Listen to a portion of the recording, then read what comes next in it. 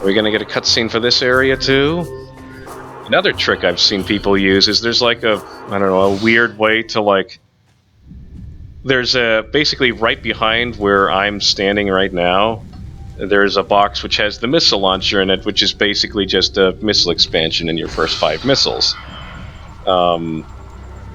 Apparently it's possible to ghetto jump on top of that thing that I was trying to do earlier and grab that missile, and then after the cutscene it respawns and you get it again. So I guess that technically means that 101% is probably possible in this game. And this is a cutscene that I cannot skip, so this cutscene is actually going to provide more exposition than the opening cutscene probably did, because it kind of opens up with how a lot of other Metroid games open up. It's like, I got a distress beacon, someone's in trouble, let's land on this spooky planet and find some stuff. Oh no, zombies. Except, oh no, zombies is really only how maybe 1, maybe 2 Metroid games starts up. Boy, I can't wait to play as chibi versions of this in some kind of co-op shooter game on the 3DS. I really hope that actually happens. I said I wasn't going to talk about that game. At least we got some cool music, and I don't know, this cutscene does very little other than to show that the Galactic Federation is kind of worthless. You don't really talk much about the Galactic Federation in like older Metroid games. They only really come into play in like this one, Prime 3. Oh hey, voice acting, that's unique. And also very soft, so you likely didn't even hear it. Yeah, these are pretty low-tier enemies, and as you can see, they're able to kill them in like a couple of shots, and yet they are still really awful and get caught almost immediately. But hey, at least they left behind stuff to put in my logbook, so their death was not in vain because it allowed me to unlock concept art. There is one of the first concept art things you unlock actually is a really neat alternate box art. It's pretty cool.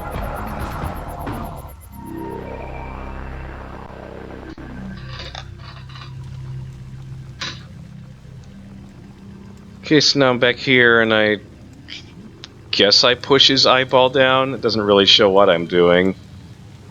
Almost like a Requiesce and Pace thing. But more logbooks, yay! This is Force 1, right? Yeah. All of Force 1 should be in this opening area, I believe. Ah, it's so huge. May as well grab our first item. It's already making item noise at me, so you know that's kind of nice of it. And now I have missiles, which will always be useful. Oh my gosh. Okay, so things coming in from the Dark World apparently causes the game to slow down tremendously. I hope that's not a common occurrence. I think it should be used missiles. As you can see, apparently my original beam is slightly less powerful than the troopers' beams because of how quickly they were able to dispatch them. But don't worry, we'll be getting more powerful beams later on. So now we go up into the ship, and I don't think there's anything super important here. Oh, well, I guess there's a map station. That's kind of important. When I said super important, I was mostly alluring to scans. Because those are super important.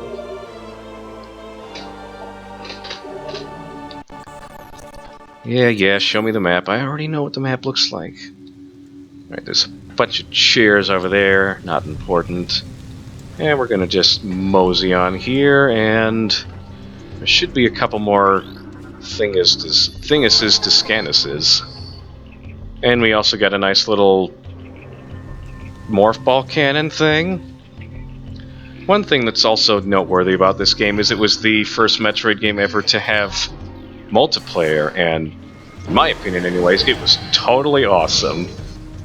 I don't know, it was just so much fun, just like running around shooting each other as a bunch of different multicolored Samuses. And you could, you know, use the grapple beam and unlock all the other stuff that you get in the game. And the reason I bring it up right after talking about that Morph Ball Cannon is that Morph Ball Cannon is a insta-kill in multiplayer, interestingly enough. It also will insta-kill any enemies that happen to be in its spot, but usually only low-tier enemies will ever be stupid enough to get that close. Don't know why I'm wasting time with War Wasps. I need to get them off screen so that the game doesn't lag. There, that's a good enough excuse. Actually, are these... No, they're not. Some containers count as scannable items, and some containers do not. Am I looking to... Yep, looking to scan something. Hey, did you remember that you can use the R button to look up? Why, yes. Yes, I did.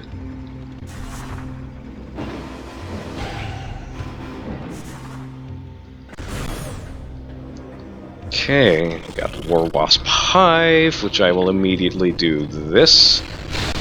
Yeah, well, I thought I was going to miss and hit the wasps in front of it and not the nest. Alright, yeah, I thought it was going to be a little bit more difficult than that. You might get lost if you don't find this little cranny here that opens up yet another Morph Ball Cannon. And, oh no, it's not breaking. Well, that's why you got missiles recently. Bing! There we go, now it's weakened enough. That ought to do it! So we go into this nice little tunnel here, and this is the part where I make the first of possibly many jokes about how, you know, why is the entire universe designed for Samus's convenience, in that there's various different morph ball sized tracks all over every single planet that she lands on.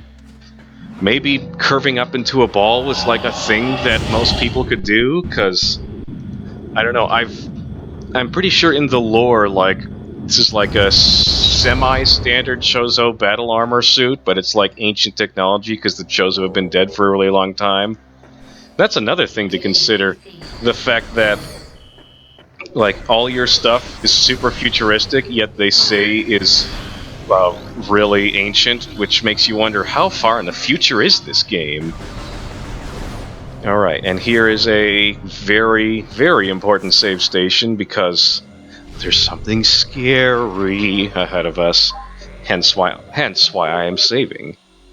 Metroid is one of those games where if you die, you go back to wherever you last saved, not back to wherever the last checkpoint is, so gotta be careful. Oh, that was kind of convenient how that door was still broken from when I went into the save station.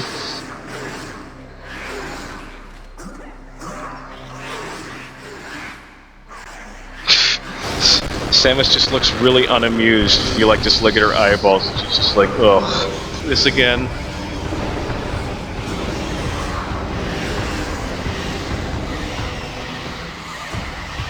Bring it on. After this pan. Okay, bring it on. Alright, I already scanned you, so now you are cleared to die.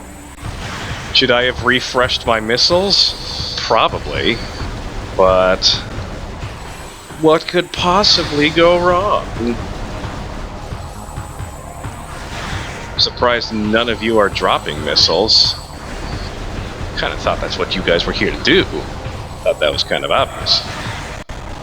At least there's a slight area of effect when it comes to my charge shots, which is helpful. And here we go. It's big, and it's bad, and it's okay. Let's kill it. Oh yes, I should probably learn to dash. It's not really a thing that comes into play a lot of times when you're playing the Wii versions. Or maybe it is. I mean, it's just the jump button, but I keep jumping instead of doing something instead of dodging. Well, good thing I saved, right?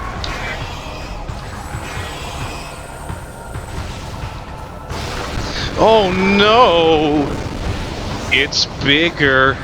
It's better. Holy smokes. It's a different scan. I gotta scan it. Yep. Only now does the real boss fight actually start.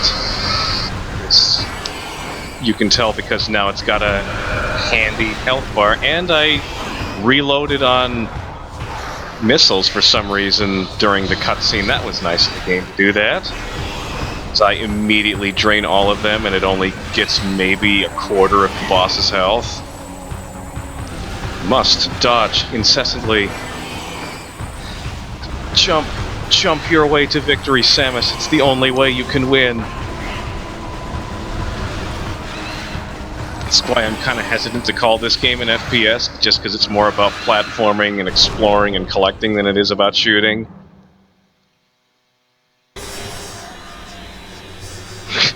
Samus is like threatening it with its arm cannon, like, "Get down! I got some questions to ask you."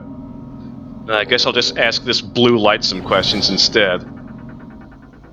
And if I'm not mistaken, this item, which doesn't really do anything except enable the plot to continue forward, counts as an item, like towards your 100 items for completion percentage sake. I will check that right now. Yeah. Oh wait, no, it doesn't, because the 1% was from the one missile I got, so ignore everything I just said.